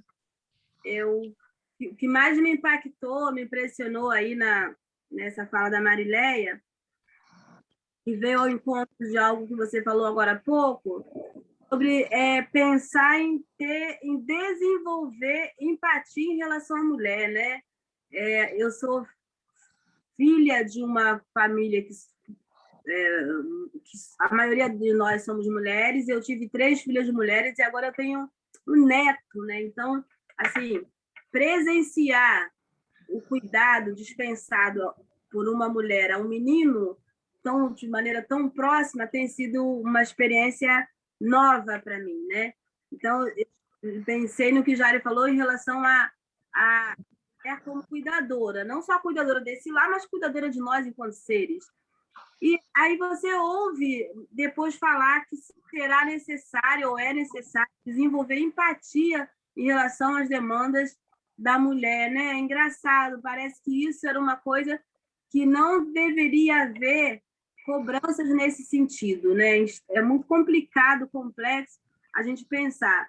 A Marileia, o olho roxo, que não se diferencia de um soco, de um tombo, e tem outras coisas também, especificidade das questões femininas, como o pessoal está agora fazendo campanha por incluir nas cestas básicas os absolventes para as mulheres, né? Outras coisas como pensar na sensibilidade das mulheres nos dias de menstruação, uma vez que a mulher sangra. Então, são coisas do universo feminino que ainda estão assim voltas de tabus, mas que do nosso conhecimento, das nossas vivências, enquanto filho de uma mulher que viu a mulher, né, viver a sua vida, né, a sua condição feminina a vida toda, e ainda assim precisamos de sensibilidade em relação às questões e causas de mulher. Sim, sempre foi por força dos movimentos sociais, e assim, ao feminismo se atribui o engajamento em diversas questões, inclusive na LGBTQIA+, né? A gente sabe disso, e a gente está nessa etapa de vivência de retrocessos. E da onde primeiro se tirou os recursos? Das políticas públicas que atendiam às necessidades sociais. Enfim, mas assim como eu, você, Marileia e o grande, né, número de pessoas que compõem esse grupo, a gente continua constituindo esse movimento social, sendo força, sendo ponta de lança, seguindo, e também, né, lutando contra esses todos os retrocessos. Mas, se há necessidade de estarmos para desenvolver empatia, que façamos isso também, né? Lucimar, querida, é um prazer imenso, tá? A gente já está caminhando para os nossos minutos finais. Prazer imenso essas reflexões, né? Você sempre vem assim, eu vou falar 10 minutos. Aí quando olha aí, ó. Leandro, querido, um beijo, foi bom demais. Ó, a Flórice está com a gente desde o início da jornada, Leandro. Você que entrou agora. Flórice, Tayana, está aqui com a gente desde o início da jornada. Prazer imenso ter cada um de vocês. Fiquei feliz demais de ver o Ronald aqui com a gente. Tu vai ver a batalha que tu vai ter amanhã, hein, Ronald? Amanhã o Ronald está com a gente abrindo a mesa de sábado, né? Aliás, você vai estar à tarde, né, Ronald? Desculpa. A coisa vai ficar feia, hein? Eu acho que você está à tarde, né, Ronald? Lucimar, Marileia, cadê o Leandro? O pau vai cantar, irmão. Não tem jeito, não. Ô, Ronald, amanhã você está à tarde, viu? É à tarde. Amanhã eu estou à tarde. Junto com a Ana Luísa, falando sobre... A Ana Luísa vai estar falando sobre o louco e a louca, né? Que a loucura na mulher é diferente. Eu vou partir para cima. Eu vou falar que a mulher é louca mesmo. Vou começar por aí mesmo. Vou começar... Quando os sintomas indicam aí a falta, né? Não estão tão errados assim. Eu vou começar por aí mesmo. Deixa para amanhã, deixa para amanhã. Deixa para amanhã. Deixa para amanhã. Gente, está sendo muito bom ter todos vocês aqui. Quando o Leandro falou, eu tô com o Foucault aqui, eu falei, caraca, Leandro é o cara. Pensei que você falou, tô com o Foucault aqui, eu falei, pronto. Tá obstante. Um prazer imenso ter cada um de vocês aqui. Muito obrigado, né? A gente está mexendo em temas assim que são temas que acabam encontrando a história, né, pessoal, de muitos.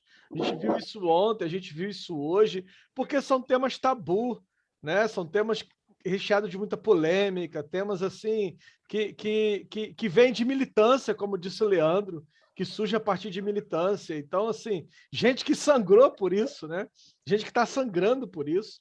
Então, eu acho que a gente tem que falar mesmo. Se o papel da psicanálise é repensar os novos sintomas, é pensar os novos sintomas, é pensar as novas subjetivações, a gente não faz isso sem tocar, né, em temas polêmicos. A gente não faz isso sem mexer naquilo que é tabu. Né? Então, muito bacana ter cada um de vocês aqui nessa proposta, tá? Muito obrigado, fica aqui minha gratidão a todos vocês por estarem. E amanhã nós retornamos às 10 horas da manhã, né? No nosso último dia da jornada. Amanhã, dia 21, às 10 horas, pela manhã nós estaremos falando sobre religião e patriarcado. A gente não podia também deixar de tocar nesse tema super tabu, né, que é a religião e o patriarcado. E estaremos abrindo com duas pessoas fabulosíssimas, né, que é a Viviane Costa, que vai estar falando sobre narco-religião e patriarcado, os símbolos e domínios de território e as igrejas evangélicas dentro desse espaço de narco-religião no Rio de Janeiro, e a Paula Moita. Viviane é pastora, e a Paula Moita, que é mãe de santo, que vai estar trazendo mulheres de terreiro e patriarcado, uma proposta de reflexão. Então, a mesa de amanhã promete muito. E eu espero vocês amanhã, às 10 horas. Muito obrigado, Lucimar. Muito obrigado, Leandro, Marileia, Cláudia, Antônia, Maria Luísa, Maria Rocha. É a Nilda, rapaz. Maria Rocha, é a Nilda. O Ronald, né? A Flórice, Tayana, todos que estão aqui. Tá? Joana, a Suian, que está aqui com a gente, Marileia, todos vocês, muito obrigado e até amanhã.